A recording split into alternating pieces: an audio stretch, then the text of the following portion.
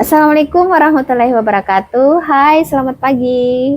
Hari ini kita ketemu lagi dalam Ngobat, ngobrol bareng dokter. Nah, perkenalkan nama saya Dokter Minarti. Hari ini kita akan ngobrol dengan Dokter Amrisal. Kebetulan ini adalah suami saya sendiri. Tema kita hari ini tentang bagaimana caranya bisa sekolah di Jepang. Perkenalkan Dokter Amrisal.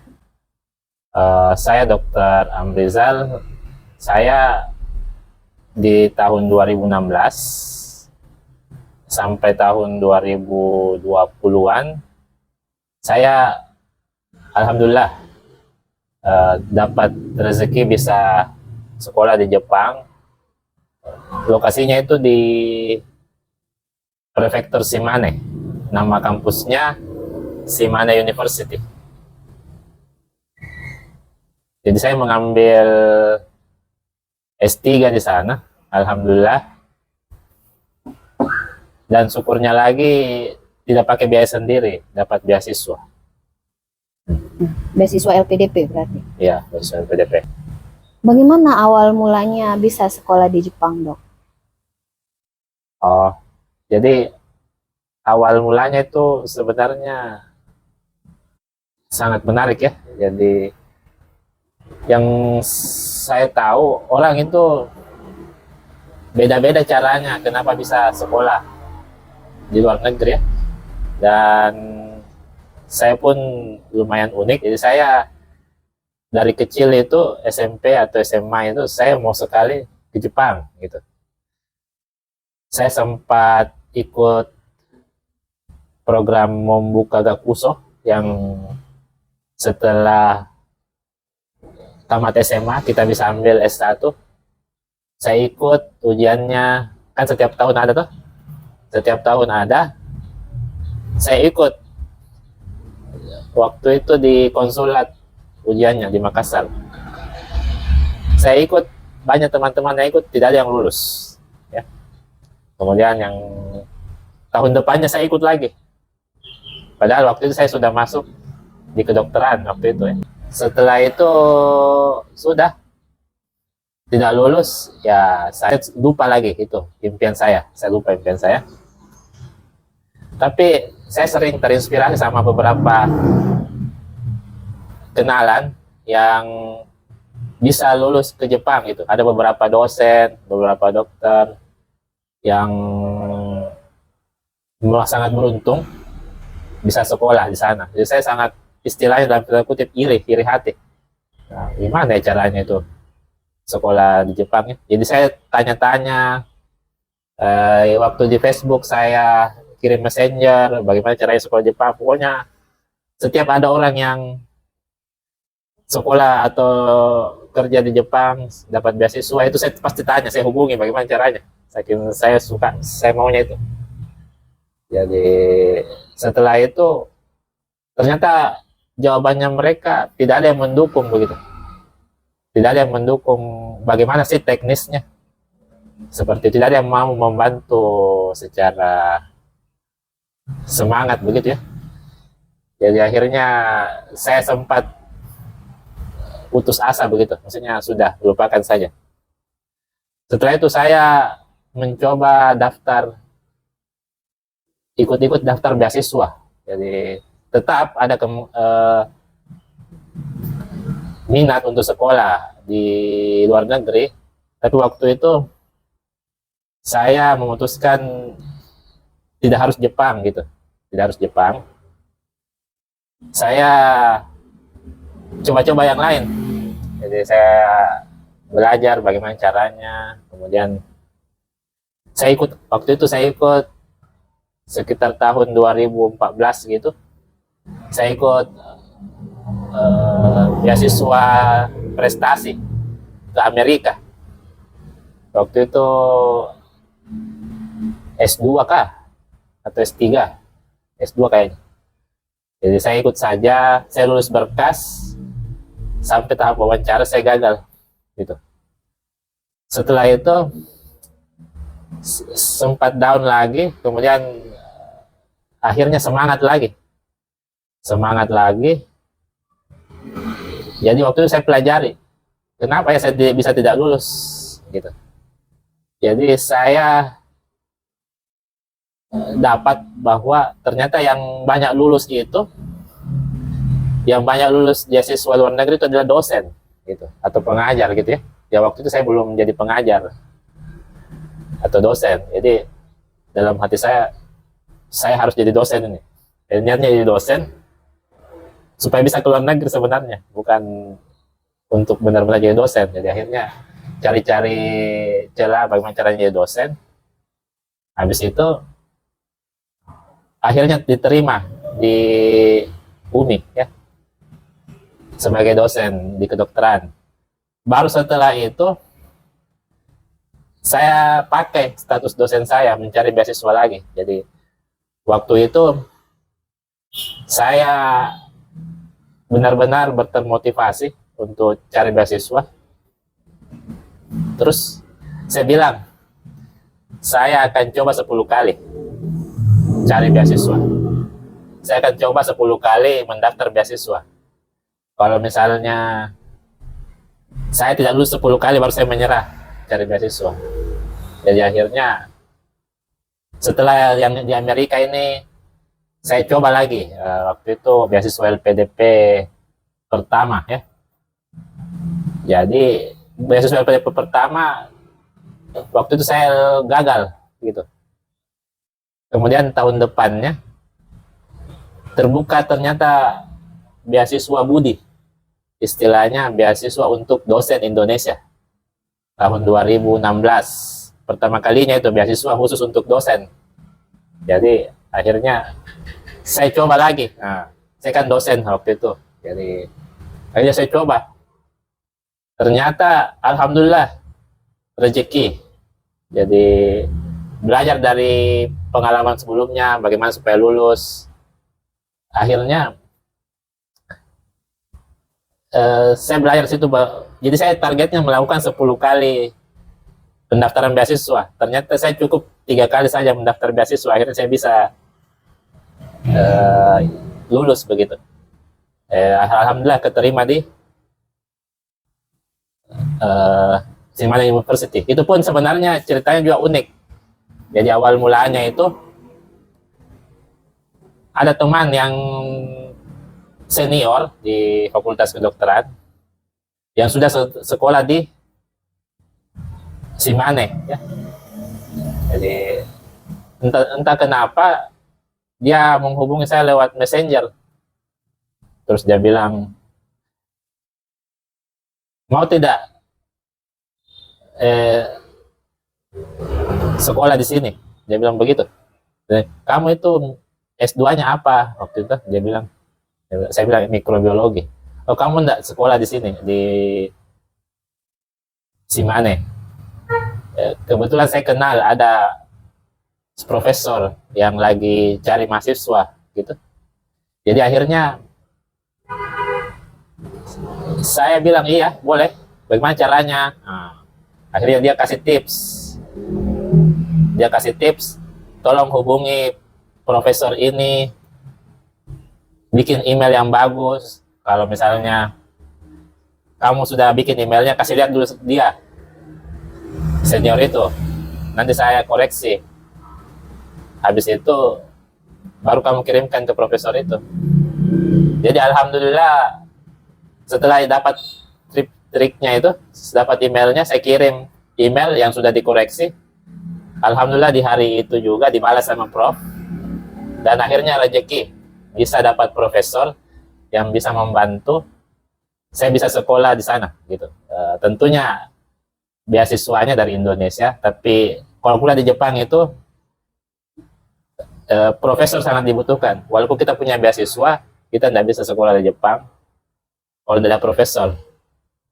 Kalau tidak ada beasiswa tapi ada profesor, tetap kita bisa sekolah di Jepang. Jadi profesor itu yang utama untuk bisa sekolah di Jepang. Saya rasa itu. Dari tadi kan bicaranya tentang Jepang. Apa keuntungan sekolah di Jepang dibandingkan negara lain? Oh, di Jepang itu sebenarnya unik ya. Jadi kalau mau dibilang tentang teknologi, sains, ilmu pengetahuan, Jepang itu unggul dibanding negara lain. Mau negara Eropa, Amerika, bisa dibilang setara atau malah lebih unggul gitu dari segi teknologinya. Tapi kekurangannya cuma bahasa. Jadi kita agak susah dapat ilmunya karena mereka kebanyakan bahasa Jepang. Itu pun materi kuliahnya biasanya bahasa Jepang yang kita mungkin tidak bisa mengerti. Tapi kelebihannya untuk masuk sekolah di Jepang jauh lebih mudah dibanding sekolah di Amerika, Inggris, atau negara lain yang berbahasa Inggris ya. Jadi mereka mungkin memprioritaskan orang Asia ya. Jadi kita yang orang Asia, kalau mau sekolah di Jepang, mereka profesornya itu sangat welcome. Dan tidak harus juga kita punya bahasa Inggris yang bagus. Ya, tidak harus punya bahasa Jepang juga yang bagus. Jadi yang penting sebenarnya kemauan saja. Jadi kalau kita hubungi profesornya, kemudian dia suka sama kita, walaupun kita tidak dapat beasiswa, tidak ada beasiswa waktu kita pergi, kalau dia suka sama kita, dari email kita dia suka, dia akan merekomendasikan kita sekolah di sana, di kampusnya. Karena masalah biaya itu, profesor Jepang itu bisa memfasilitasi biasanya. Karena biasanya, sebenarnya itu profesor Jepang, dia butuh mahasiswa luar negeri. Kan mereka kan punya biasanya grant atau hibah penelitian dari negaranya yang sangat besar, kadang ratusan juta. Nah itu profesor itu butuh sumber daya manusia, SDM, untuk mengerjakan itu proyeknya. Nah kita lah yang dipilih sebagai SDM-nya. Jadi sebenarnya saling menguntungkan. Mereka atau profesor itu butuh beasiswa, butuh SDM, kita butuh sekolah di sana. Jadi akhirnya jadi mudah karena kita juga dibutuhkan di sana gitu. Jadi itulah keunggulannya. Untuk orang Indonesia kalau mau sekolah ya sebaiknya kalau belum terlalu punya banyak pengalaman bahasa Inggrisnya kurang terlalu bagus, pilihlah Jepang. Insya Allah jauh lebih mudah dibanding negara lain yang berbahasa Inggris ya. Memang dari segi kenyamanan berbahasa kurang nyaman, tapi kelebihan lainnya banyak. Jadi biaya sekolahnya walaupun tidak bisa dapat beasiswa, kalau kita disukai sama profesor di sana, seolah bisa dibantu ya. Iya. Jadi saya ingat sekali biaya beasiswa biaya sekolah di Shimane itu 269.000 yen ya. Itu sekitar 35 jutaan lah. Jadi ada beberapa teman yang dibantu oleh profesornya, baik masalah beasiswa maupun masalah biaya hidup. Jadi kalau masalah beasiswa itu biasanya diuruskan istilahnya dalam tanda kutip surat keterangan tidak mampu. Jadi surat keterangan tidak mampu akhirnya bagi yang dari luar negeri yang dianggap negara kurang berkembang kayak Indonesia biasanya dapat beasiswa, tidak perlu bayar SPP. Ada teman saya yang 8 semester di sana tidak pernah bayar SPP. Terus dibantu tiap bulan sekitar minimal itu 80.000 yen. Itu sudah bisa untuk hidup kalau single ya. Jadi sebenarnya yang paling utama itu untuk sekolah Jepang itu carilah profesor gitu. Selama sekolah di Jepang itu perasaannya itu kayak gimana? Jadi bisa digambarkan. Di Jepang itu kan yang pertama negara maju ya. Jadi suasananya sangat beda dengan di Indonesia. Walaupun Jepang itu Asia, tapi budaya baratnya juga sangat kental ya. Jadi misalnya profesionalisme dalam hal pekerjaan, waktu, sangat on time dibanding Indonesia begitu. Jadi suasana belajarnya juga, suasana akademiknya kita itu harus serius, sangat serius di sana. Jadi kalau kalau belajar atau bekerja harus punya etos kerja yang bagus, tidak bisa main-main. Jadi akhirnya itu juga membentuk saya sebenarnya. Itu dari segi sosial ya. Jadi itu sangat mempengaruhi gaya hidup saya supaya bisa misalnya contohnya selalu on time, selalu respect sama orang. Terus yang lainnya itu iklimnya sangat beda. Jadi di Jepang kan 4 iklim kan. Jadi tiap 3 bulan berganti iklim. Ada ikut musim dingin, di mana itu musim dingin itu AC-nya itu di luar istilahnya. Jadi AC-nya di luar, jadi kalau kita keluar rumah kita dingin justru daripada di dalam rumah. Kalau musim panas sangat panas sekali. Jadi tiap musim itu memiliki pemandangan yang beda-beda. Jadi sangat cantik. Kalau musim dingin putih salju, kalau musim gugur banyak daun-daun kemerahan, musim semi sakura. Jadi sangat menarik. Terus yang berkesan juga tiap hari tuh saya naik sepeda. Kalau di sini di Indonesia sangat susah kita naik sepeda mengingat lalu lintas crowded dan tidak ada jalur sepeda. Tapi kalau di sana tiap hari saya naik sepeda pergi ke kampus, pergi kemana-mana. Jadi selama 4 tahun lebih itu saya naik sepeda tiap hari. Kalau di sini malah tidak pernah naik sepeda malah ya. Jadi saya rasa pengalamannya sangat luar biasa. Ternyata banyak ya, sangat beda dengan Indonesia. Jadi dari semuanya itu tipsnya supaya bisa sekolah di Jepang itu kayak kesimpulannya bagaimana, Dok? Jadi yang pertama itu tentunya harus punya motivasi dulu ya, harus punya keinginan. Oh, saya mau sekolah di Jepang atau di negara lain lah. Yang penting saya mau lanjut sekolah. Itu dulu nomor 1. Jadi harus semangat, istilahnya kita boleh tidak punya uang, kita boleh tidak punya uang atau pengalaman atau apa, itu boleh, tapi keinginan harus ada. Jadi saya mau, entah kapan terwujud, tapi saya mau insya Allah. Habis itu kalau sudah ada keinginan, cari profesor. Jadi misalnya saya tertarik di bidang virus misalnya, kita bisa cari itu di Google. Oh, profesor di Jepang yang bidang virus apa gitu. Jadi kita cari, kalau perlu 50 sampai 100 profesor, kita list daftarnya.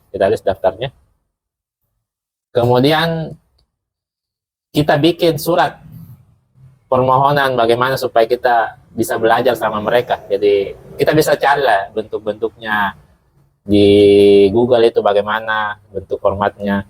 Kemudian kita kirimkan ke semua profesor tersebut. Ya, jadi itu salah satu tipsnya. Ya, ada teman saya yang begitu tipsnya. Jadi dia orang Vietnam, Myanmar. Jadi dia sampai mengirimkan 50 surat email kepada profesor, 2 yang dibalas. Nah, 2 inilah akhirnya dia bisa masuk ke Shimane. Seperti itu ya. Setelah dapat profesor, komunikasi dengan baik. Jadi dapat profesor belum tentu harus langsung berangkat ya. Jadi jangan dulu pikirkan nanti saya cari profesor kalau saya sudah mau berangkat tahun itu. Nah, tidak seperti itu. Cari dulu profesor. Misalnya tahunnya cari profesor, komunikasi di situ bahwa nanti saya mau ikut apa? Saya mau tertarik belajar atau sekolah S3 di tempat Anda. Saya punya penelitian seperti ini. Kalau misalnya penelitiannya relate sama penelitian profesor tersebut, penelitian kita relate, kita bisa hubung-hubungkan. Nah, jadinya dia tertarik sama kita karena kita memiliki minat untuk sekolah di tempatnya. Nah, seperti itu. Jadi cari dulu profesor, misalnya tahunnya cari profesor, habis itu tahun depan baru bisa kita, atau tahun depan atau tahun berikutnya baru bisa kita apply beasiswa. Seperti itu konsepnya. Jadi profesor nomor satu. Kalau tidak ada profesor, kita tidak bisa sekolah di sana. Gitu. Setelah itu baru urus beasiswa. Walaupun mungkin tidak ada beasiswa, kalau misalnya si profesor butuh kita, di saat itu juga kita bisa pergi. Karena dia akan membiayai kita. Jadi kesimpulannya itu yang pertama niat. Selain niat ya diwujudkan, cari usaha bagaimana caranya bisa ke sana. Dan yang ketiga kalau beruntung bisa dapat beasiswa. Oke, terima kasih bincang-bincang hari ini Dr. Amrizal. Ya, sekian hari ini dari bincang-bincang kita ngobrol bareng dokter. Oke, terima kasih atas waktunya untuk menonton. Terima kasih. Assalamualaikum warahmatullahi wabarakatuh. Waalaikumsalam warahmatullahi wabarakatuh.